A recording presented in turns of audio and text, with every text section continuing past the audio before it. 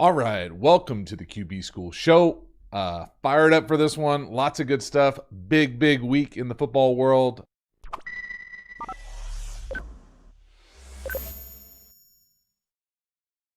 It's going to be weird. I could only imagine being an NFL player and having to play the first game, prime time, Thursday, whatever. No matter if it's prime time or first Sunday, whatever. First game, no preseason games. Probably not much, if any, live in practice, to all of a sudden go full speed NFL speed. And for me, and this is just my take, I never heard like any sort of empirical evidence with this, but this idea being, for me, I always thought the week one was the fastest week of football I ever saw in person, except for the playoffs. And I don't know if that was true or if that was just the energy or the vibe or everything all combined.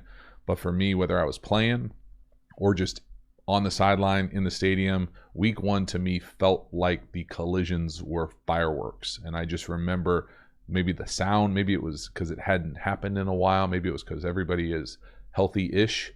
But man, the week one collisions, the week one explosions, the violence at the line of scrimmage, I felt like it was different than anything.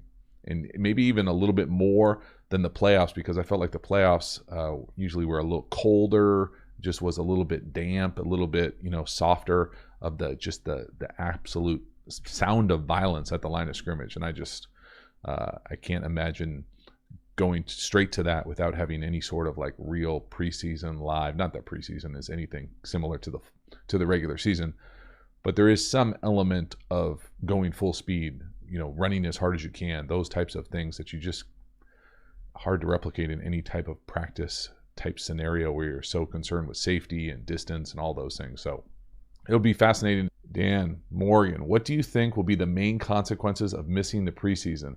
I am dreading sloppy play, penalties, injuries being up. Thanks, JT. Dan, I think this is an interesting question, for a few different reasons. I'm not sure that play will be sloppy. I think that the guys who play at an elite level will still play at an elite level. Many of them usually don't play a whole lot of preseason snaps regardless.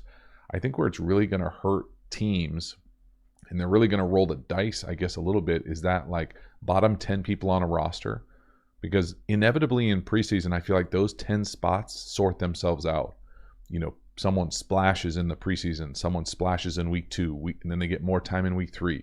And then they're the starter in week 4 and they go crazy. And now all of a sudden they're on the team, where those reps don't happen in practice, straight up. Like, there is no opportunity to shine on special teams in practice. It doesn't exist. And so what the bottom of the roster looks like, for me, might be a little bit more personnel department-ish as opposed to one spots. Very often I think of those spots at the bottom of the roster, whether it's 8, 10, 3, whatever the depth situation is, those spots are earned. And now I'm thinking, is it someone they project? Is it someone they think can help in week 10? Is it someone, that provides a little bit more veteran depth? What does it look like? How are teams strategically going about the bottom of the roster? I think might play a role as far as how teams evolve over the course of the season.